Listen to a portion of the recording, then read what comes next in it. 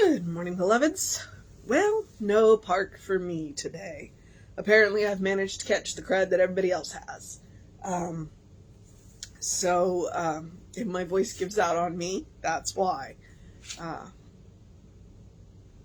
decided to sleep in. And we'll go from there. All right, so it is June 11th. I am happy, living happily. Our quotes are, "And ye shall seek me and find me when ye shall search for me with all your heart." And that is Jeremiah 29:13. The second quote is, "Love is at the center of people's being." That's the Science of Mind 238. And then the last quote is, "Mind taken form through the law of its own being. How to Use the Science of Mind," page 10. Loneliness is a real challenge for some people. Everyone deserves to have friends. Everyone deserves to have love in his or her life, in their life. Ernest Holmes, in his book, Creative Mind and Success, states, "There are too many people in the world who are lonesome because they have a sense of separation from people. The thing to do is not to try to unify with people, but with the principle of life behind all people and things. To do this, we must first go within to that center of us where life is and get in touch with the idea of oneness, to begin to feel at one with all life and love as it expresses through all people everywhere. We do not try to manipulate people to be our friends. Rather, we consciously unify with the idea of friendship in all, expressing love in our own lives. Then, through the action of law, love, and friendship, are attracted automatically to us. We can begin by meditating on the statement, 'God is love,' realizing that we are expressing God's love right where we are. In this way, we open ourselves to accept the experience of friendship. Then gradually we find ourselves enveloped in an atmosphere of lovingness that no one can resist, and people are drawn to us. I am now filled with a new surge of lovingness in my life. I no longer look outside myself for friendship. Instead, I reach deep within my soul for the truth that I am a friend in all. I am now living in the atmosphere of love. I feel love in everything I do and express more love each day. I give thanks for the love that returns to me in ever-increasing abundance." And that is NH. Let's see who NH is, because I don't remember.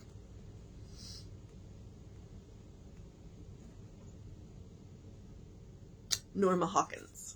Okay. There's a little bit of, if you're not happy by yourself, then you won't be happy with other people. A little bit. And so what Ernest is saying is, rather than go out and try and make friends, what you want to do is go within and make friends with yourself. Make friends with the source of your own being. Unify with that life. And then people will naturally be attracted to you.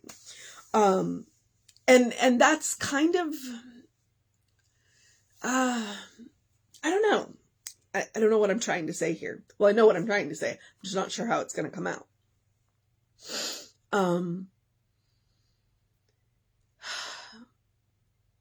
There are people who are, and I'm going to use the stereotype, love and light. They are happy to be around, even when they're going through stuff and you know that they're struggling. It's not that they hide what they're going through, but what they do is they maintain their soft edges when stuff is happening to them. And so even when they're going through stuff, people still want to be around them. And oftentimes people want to offer support to them because as a general rule, this person is wonderful to be around. This person is it's a phrase I stole from Dr. Phil, a soft place to fall. And I don't mean that, we come and dump all of our crap on them. They're just nice to be around. And I would say that what Ernest is saying is that those people who are just nice to be around have unified themselves with the center of their being, with the source of their being. They have unified themselves with love and with life and with friendship. And to a degree, they know who they are. They may not in so many words know that they are beloved children of God, but they sense it on a level. And so those are the people that everybody wants to be around because they treat everybody else the same way. They treat them like beloved children of God, no matter what they're going through. And there are a wide variety of ways to do that. Ernest gave you one idea by meditating on, God is love, God is life, God is friendship. But it is about doing your own work. And it doesn't mean you won't have bad days. It doesn't mean that you won't have, you won't occasionally blow up. But what it means is people will weigh your behavior and go, okay, normally she acts like this. Clearly she's having a moment, but she'll remember who she is. So we're going to give her time to do that. Although they're less likely to burn bridges because they're having a bad day, because like I said, they keep their soft edges and because they know who they are. So, they have united with the source of their own being. Yeah, I think that's what, okay. Let me make sure I got it all.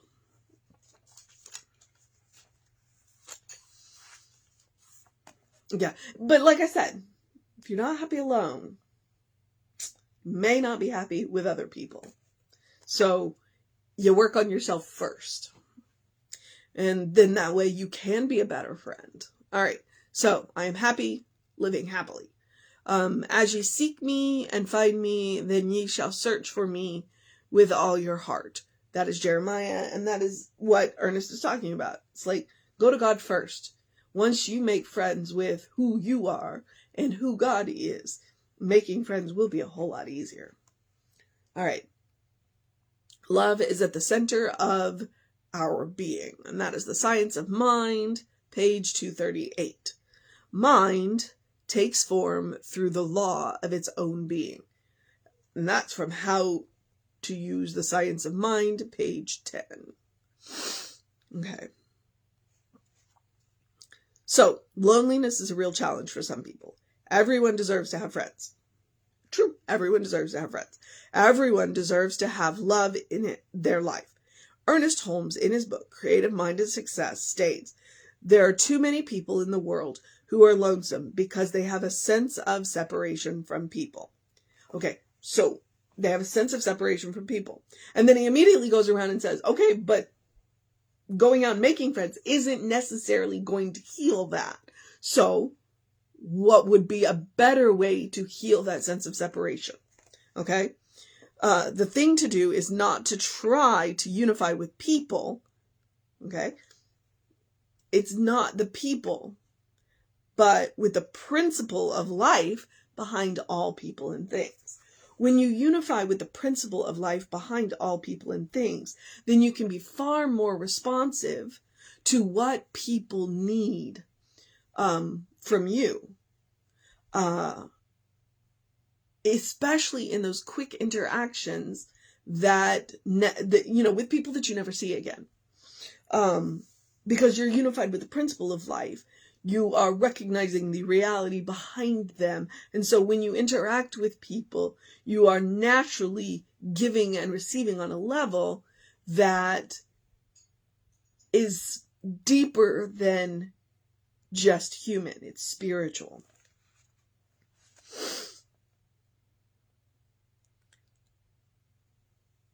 To do this, we must first go within that center of us where life is and get in touch with the idea of oneness to begin to feel one with all of life and love as it expresses through all people everywhere.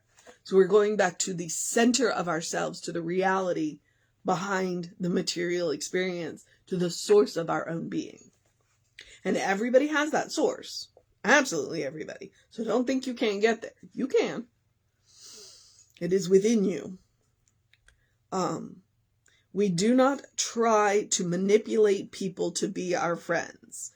Rather, we consciously unify with the idea of friendship in all, expressing love in our own lives, then through the action of law and love and friendship are attracted automatically to us, then through the action of law. Then through the action of law, love and friendship are attracted to us automatically. Because like I said, once you unify with the principle of life, the principle of love, the principle of friendship, then you naturally respond to people with what they need, what you need, and you build a bond that is deeper than a material surface bond. I'm not saying that material surface bonds aren't good.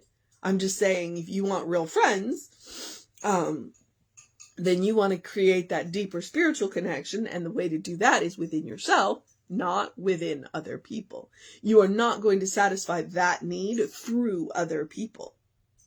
You are going to satisfy it with other people, but not through them. And there is a difference because it means that the work you do is within yourself. Okay? Too often we spend time trying to meet our needs through other people rather than with other people. And there is a huge difference because it means when we are doing it through other people, we are using them instead of working on ourselves.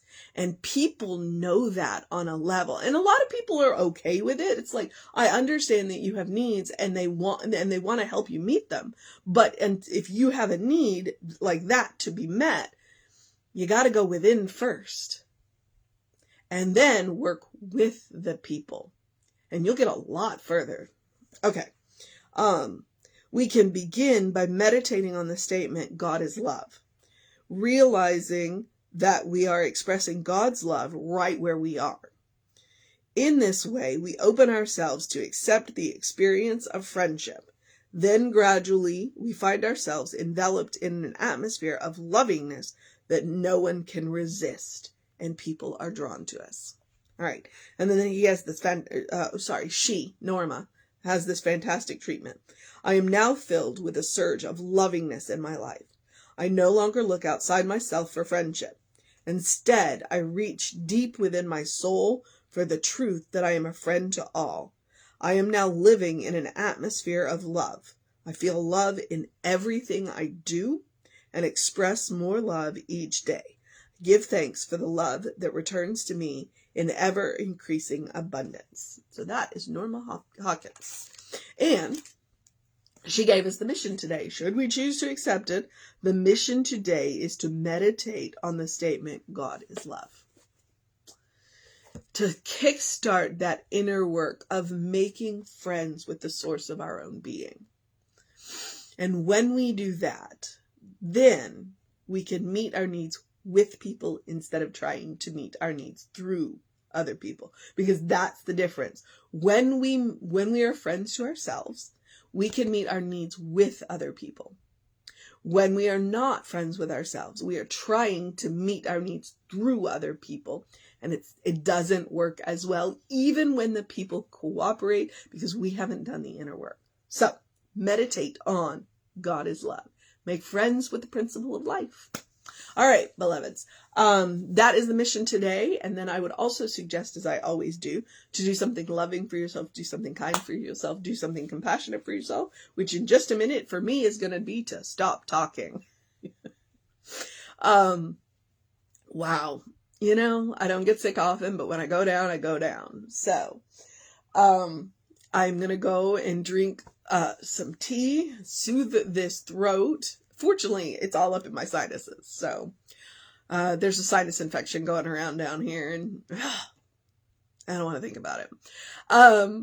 You know, it was one of those weeks. It was a really busy week. There was a lot going on. All my coworkers got this and I think I overdid it. And I opened myself up because this is the universe's way of telling me to slow down. And so that is what I'm going to do today. I'm going to nap on the couch all day today. It's going to be good, which is what I do on Saturdays anyway. It just means I didn't get to go to the park today, but that was a decision I made. So loving, kind, compassion, practice on yourself. You deserve your own love. You deserve your own kindness. You deserve your own compassion. All right, beloveds. And whatever that was I was about to say, I don't know. But the usual things. I would encourage you to do something to engage your mind and your body, unless you need rest, and then take the day off. Do drink plenty of water. Do get that early morning light, or early in your day light. Reset those hormones. And open the windows of your soul. Allow the breath of heaven to remind you, you do live in heaven right here, right now. It's all around you, all the time. And we can take him as advice and look for the good and praise it. That is the way of it. So I would encourage you, if you want to know what's going on, I think this is a quiet weekend. Next weekend's going to be a busy weekend. Please email info@creativelife.org. That will get you on the constant contact. That way you know what's going on. Catch us on all the social medias. We are Creative Life Spiritual Center, or Creative Life Spark, and I am the running Rev Ryan. And I think there was something else. I'm going to tell you to have a great day, an amazing day, a wondrous day, a healing day, a magical day, an enchanting day, I'm kicking this stuff out now day, a good day. And if that is too much pressure, simply have a day, because you are enough just as you are. You are a beloved child of God in whom God is well pleased, always and forever. All right, beloveds. Reverend David should be on around 5 p.m. with you. I will be back with you at 9 a.m. And then we will have an amazing service for you at 11, because it's Saturday and tomorrow is Sunday. So take care of yourself. Know that you are loved, and I will see you next time.